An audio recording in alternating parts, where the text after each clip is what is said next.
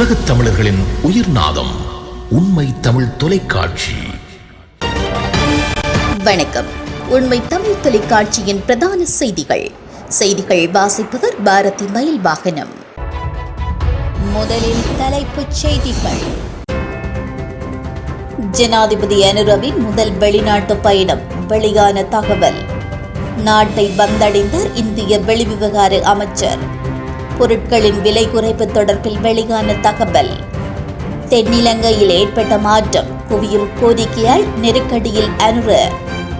சர்ச்சையை ஏற்படுத்திய குற்றங்கள், மோசடிகள் குறித்து ஆராய்வு. அனுர அரசின் அடுத்த அதிரடி. கனடாவில் கொலை செய்யப்பட்ட யாழ்ப்பாணத்து பெண். இனி விரிவான செய்திகள். ஜனாதிபதி அனுரகுமார திசாநாயக்க தனது முதலாவது உத்தியோகபூர்வ வெளிநாட்டு விஜயத்தை புதுடில்லிக்கு மேற்கொள்ள உள்ளார். இந்திய வெளிவிவகார அமைச்சர் எஸ் ஜெயசங்கர் விடுத்த அழைப்பை ஏற்று பிரதமர் நரேந்திர மோடியுடன் கலந்துரையாடுவதற்காக அனுரகுமார இந்தியா செல்ல உள்ளதாக கூறப்படுகிறது. எனினும் இந்த விஜயத்திற்கான திகதி இன்னும் உறுதி செய்யப்படவில்லை. பெரும்பாலும் ஜனாதிபதியின் முதல் வெளிநாட்டு பயணம் நவம்பர் 14 நாடாளுமன்ற தேர்தல் முடிவடைந்த பின்னரே திட்டமிடப்படும் என்று எதிர்பார்க்கப்படுகிறது. இந்த நிலையில் கடந்த செப்டம்பர் 21 ஜனாதிபதி தேர்தலில் வெற்றி பெற்ற பின்னர் அனுரகுமார திசாநாயக்கவை முதல் உயர்மட்ட வெளிநாட்டு பிரமுகராக ஜெயசங்கர் சந்திக்க உள்ளமை குறிப்பிடத்தக்கது. இந்திய வெளிவிவகார அமைச்சர் எஸ் ஜெயசங்கர் உத்தியோகபூர்வ விஜயம் மேற்கொண்டு இன்று காலை இலங்கையை வந்தடைந்துள்ளார். அவர் ஜனாதிபதி அனுரகுமார திசாநாயக்க மற்றும் பிரதமரை சந்தித்து இந்திய வெளிவிவகார அமைச்சர் கலந்துரையாட உள்ளார். அதே சமயம் இந்திய வெளிவிவகார அமைச்சர் உள்ளிட்ட குழுவினர் வெளிவிவகார அமைச்சர் விஜித ஹேரத்தையும் சந்திக்க உள்ளமை குறிப்பிடத்தக்கது. இலங்கையின் புதிய ஜனாதிபதியாக அனுரகுமார திசாநாயக்க பதவியேற்றதன் பின்னர் இந்திய அமைச்சர் ஒருவர் இலங்கை வரும் முதலாவது சந்தர்ப்பம் இது என்பது குறிப்பிடத்தக்கது. நாட்டில் எதிர்வரும் 2 வாரங்களில் பொருட்களின் விலை குறைவடைவதற்கான வாய்ப்புகள் உள்ளதாக கூறப்படுகிறது. அமெரிக்க டாலருக்கு நிகரான ரூபாவின் பெறுமதி வலுவடைந்துள்ளதால் அதன் பலனை நுகர்வோருக்கு பெற்றுக் கொடுக்க உள்ளதாக வர்த்தக நுகர்வோர் பாதுகாப்பு அமைச்சு அறிவித்துள்ளது. அத்துடன் பொருட்களின் விலைகள் குறைப்பு தொடர்பான வேலை திட்டத்தை ஆரம்பித்துள்ளதாக அமைச்சு குறிப்பிட்டுள்ளது.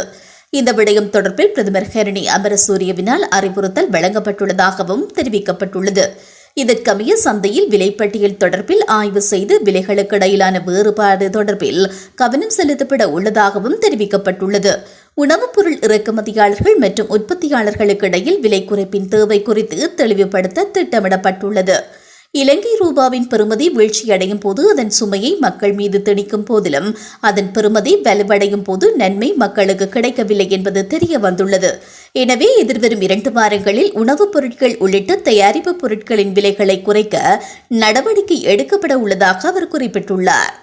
எதிர்வரும் பொது தேர்தலில் தம்மை வேட்பாளர்களாக முன்னிறுத்துமாறு தேசிய மக்கள் சக்தி கட்சியிடம் அதிகளவானவர்கள் கோரிக்கை விடுத்துள்ளதாக தெரிவிக்கப்படுகிறது. இதனால் அந்த கட்சியின் தலைவர்கள் வேட்புமனு தயாரிப்பதில் பெரும் சிரமத்திற்குள்ளாகியுள்ளதாக அரசியல் வட்டாரங்கள் தெரிவிக்கின்றன. பொது தேர்தலுக்கான வேட்புமனு தயாரிக்கும் பணிகள் ஆரம்பிக்கப்பட்டுள்ள நிலையில் அதிக கோரிக்கை தேசிய மக்கள் சக்தி கட்சிக்கே உள்ளதாக கூறப்படுகிறது. தங்கள் கோரிக்கைகளை ஏற்குமாறு பெருந்தொகை விண்ணப்பங்கள் வருவதாகவும் அதனை கட்டுப்படுத்த முடியாத நிலைமை காணப்படுவதாகவும் தெரிவிக்கப்பட்டுள்ளது. இதேவேளை கடந்த ஜனாதிபதி தேர்தலில் தேசிய மக்கள் சக்தி கட்சிக்கு உதவிய நிபுணர்கள், ஆய்வாளர்கள் உள்ளிட்ட பலரது கோரிக்கைகளும் கிடைத்து வருவதாக தெரிவிக்கப்பட்டுள்ளது. இலங்கையில் சர்ச்சையை ஏற்படுத்திய தேசிய மட்ட குற்றங்கள், மோசடிகள் மற்றும் ஏனைய விசேட குற்ற செயல்கள் தொடர்பாக ஆராயப்பட்டதாக தெரிவிக்கப்பட்டுள்ளது. இலங்கை போலீசாரால் மேற்கொள்ளப்பட்ட பல்வேறு விசாரணைகளின் முன்னேற்றம் குறித்து மீளாய்வு போலீஸ் தலைமையகத்தில் நேற்றைய தினம் பொது பாதுகாப்பு அமைச்சின் செயலாளர் ரவி செனவரட்ன தலைமையில் நடைபெற்றது. தற்காலிகமாக நிறுத்தப்பட்டுள்ள விசாரணைகள் என்ன, தற்போது என்ன விசாரணைகள் மேற்கொள்ளப்படுகின்றன, அவ்வாறு நிறுத்தப்படுவதற்கு அரசியல் காரணங்கள் உள்ளதா, தேவையில்லாமல் தாமதப்படுத்தப்பட்ட விசாரணைகள் என்ன விசாரணைகள் மேற்கொள்ளப்பட வேண்டும் எனவும் விவாதிக்கப்பட்டது. சில விசாரணைகள் பாதிக்கப்பட்டுள்ளதா, இல்லையெனில் தாமதத்திற்கான காரணங்கள் என்ன என்பது குறித்தும் கவனம் செலுத்தப்பட்டுள்ளது. இந்த கலந்துரையாடலில் பதில் போலீஸ் மாதிபர் பிரியந்த வீரசூரிய, குற்றப்புலனாய்வு திணைக்களத்தின் சிரேஷ்ட அதிகாரிகள் மற்றும் பல சிரேஷ்ட அதிகாரிகள் கலந்து கொண்டனர். கனடாவில் ஈழத்தமிழ் பெண்ணொருவர் கொலை செய்யப்பட்டுள்ளதாக போலீசார் தெரிவித்துள்ளனர். நேற்று முன்தினம் ஸ்காப்ரோ பகுதியில் இந்த கொலை சம்பவம் இடம்பெற்றுள்ளது. இந்த சம்பவத்தில் யாழ்ப்பாணத்தை சேர்ந்த 54 வயதுடைய துசி லக்ஷ்மணன் என்ற பெண் கொல்லப்பட்டுள்ளார்.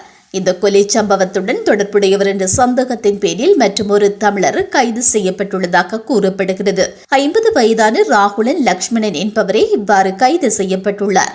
சந்தேக நபர் உயிரிழந்த பெண்ணின் சகோதரர் என தெரிவிக்கப்படுகிறது. இந்த கொலைக்கான காரணம் வெளியாகவில்லை. இந்த கொலை தொடர்பில் மேலதிக விசாரணைகளை போலீசார் முன்னெடுத்து வருகின்றனர்.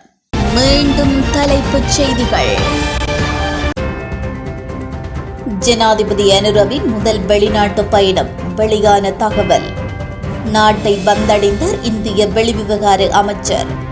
பொருட்களின் விலை குறைப்பு தொடர்பில் வெளியான தகவல். தென்னிலங்கையில் ஏற்பட்ட மாற்றம், குவியும் கோரிக்கையால் நெருக்கடியில் அனுர. சர்ச்சையை ஏற்படுத்திய குற்றங்கள், மோசடிகள் குறித்து ஆராய்வு. அனுர அரசின் அடுத்த அதிரடி. கனடாவில் கொலை செய்யப்பட்ட யாழ்ப்பாணத்து பெண். இத்துடன் இந்த செய்திகள் நிறைவடைகின்றன. மேலதிக செய்திகளை தெரிந்து கொள்ள உண்மை தமிழ் தொலைக்காட்சியோடு இணைந்திருங்கள். வணக்கம். உலகத் தமிழர்களின் உயிர்நாதம் உண்மை தமிழ் தொலைக்காட்சி.